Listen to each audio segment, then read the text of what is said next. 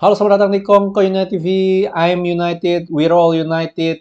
Update transfer Dean Henderson. Akhirnya ada juga kabar bahwa ada yang mau meminang Dean Henderson. Bukan Newcastle United ya. Rumor Newcastle United udah nggak kedengeran lagi ya. Katanya sih mereka nggak ready lah untuk bayar sekitar 30 sampai 40 juta untuk Dean Henderson. Tapi Nottingham Forest ya tertarik untuk sign Dean Henderson, minjam ya on loan dengan buy option sekitar 20 juta pound sterling. Kalau 20 juta mungkin sekitar 25 kali ya, 25 juta euro kali ya.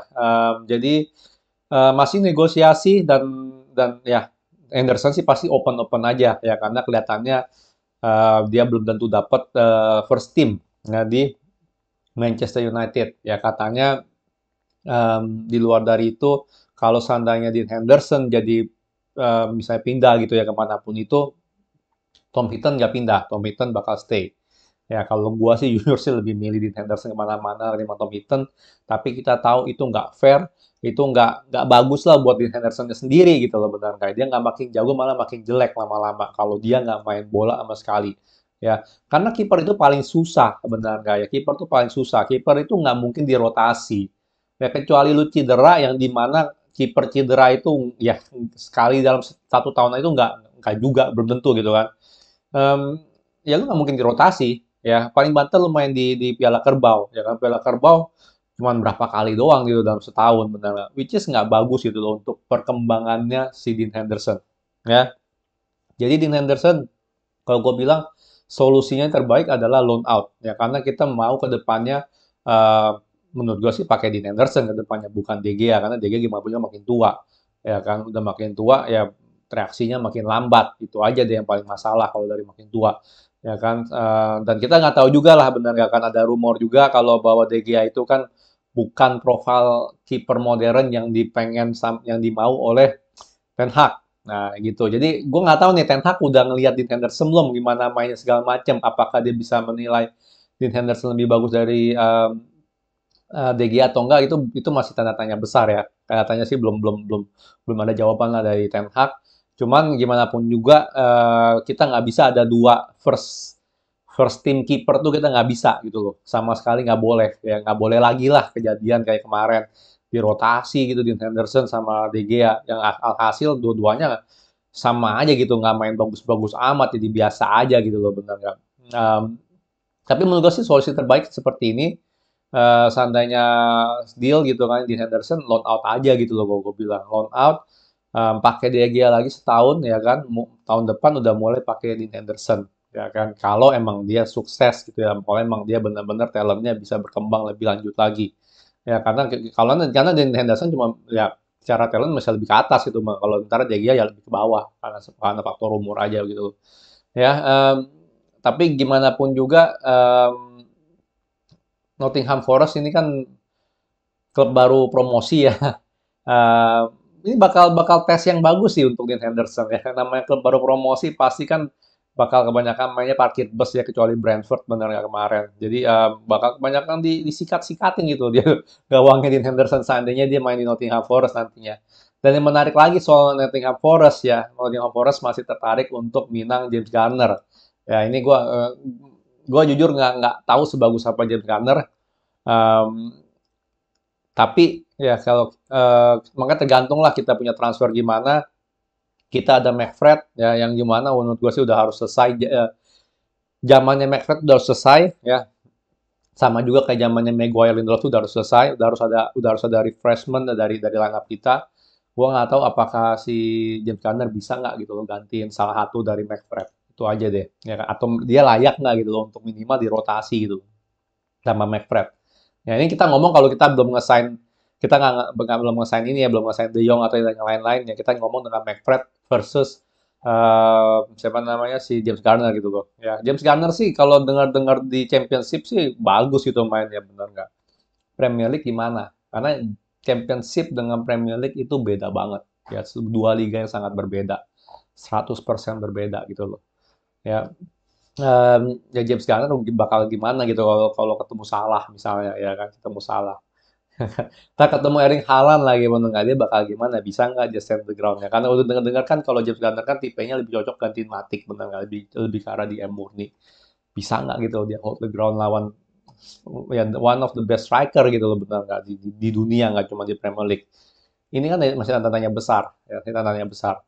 Jadi ya gimana menurut kalian untuk James Garner gitu ya? Di loan nggak? Ya ataupun inilah ataupun Dean Henderson di loan nggak? Perlu di loan nggak ke Nottingham Forest? Kalau gue sih secara pribadi ya, kalau emang kita ada sign pemain midfield baru, James Garner mendingan di loan dulu. Ya kan nanti baru ngomong masuk first team atau gimana. Tapi anyway, kita lihatlah karena rencananya si Ten Hag kan untuk James Garner, Ethan Laird, siapa lagi ya, Facundo Palestri itu nggak mau di loan dulu. Pengen lihat dulu main di preseason bagus nggak. Kalau seandainya belum siap, bakal di loan out. Sama juga Amat Diallo. Jadi pemain-pemain muda ini udah mulai diseleksi lah, bakal diseleksi lagi sama Ten Hag ya. Oke, nextnya gue pengen ngomongin soal De Jong. Jangan bosan-bosan ngomongin soal De Jong ya. Sekali lagi karena De Jong ini ya interview terakhir dia ya di bersama bersama apa namanya bersama timnas Belanda ditanya soal oh gimana gitu loh. Lu merasa tersanjung nggak gitu kan Manchester United mau dapetin lu ya kan. Jawabannya seperti yang kalian bisa lihat lah ya di ini ya di layar. Dia bilang ya dia flattered lah kalau ada klub yang pengenin dia. Cuman dia bilang, oh tapi gua ini di klub yang terbesar gitu loh ya di klub terbesar yaitu Barcelona ya kan dia bilang dia merasa nggak apa-apa di situ dia merasa baik-baik saja di situ gitu loh. Jadi nggak ada berita apa-apa dia bilang ya em, banyak tanda tanya sih yang muncul ya di otak gua kalau dia ngomong begini gitu benar setelah kita melakukan bid ya kalau sebelumnya kita udah tahu lah sebenarnya dia nggak mau pindah sebenarnya dia mau stay dia mau fight ya buat masuk starting eleven atau apa. Tapi jelas gitu loh, ya kan Barca punya rencana lain, ya kan. Jadi ya ibaratnya kalau dia nggak dijual ya dia pengen stay, ibaratnya kan begitu. Tapi Barca mau jual. Sebelumnya kita udah tahu itu loh semua. Tapi kelihatannya dia punya pandangan belum berubah. Ya dia masih pengen stay, dia masih pengen stay. Ya gue yakin 100% ya, gue yakin kalau Manchester United udah ngebit ya, walaupun 60 plus 10 ya berapapun angkanya pasti dia udah ngomong sama De Jong, ya kan pasti pasti udah inilah dia udah setuju untuk gabung sama kita walaupun hatinya masih berat ya gue yakin banget Ten Hag udah ngomong sama dia udah lah lu kan Barca udah bilang mau jual gitu kan dia perlu duit ya kan. Udah join aja Manchester United gue bilang ya udah oke aja kalau emang seandainya gue dijual gue yakin itu yang terjadi gitu loh. Cuman ya sampai detik ini kelihatan aja gitu dia dia masih nggak mau move on lah ibaratnya gitu loh ya masih belum mau move on. Em, Pertanyaannya satu sih sebenarnya sih.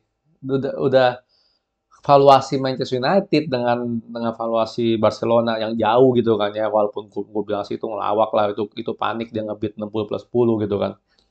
Begitu jauh ya kan dengan rumor juga. Oh, kemungkinan ya kalau emang ini dia nggak mau incar De Jong lagi gitu. Apakah dan juga dengan sifat De Jong yang seperti ini, gue jadi mikir apakah kita saatnya move on gitu loh.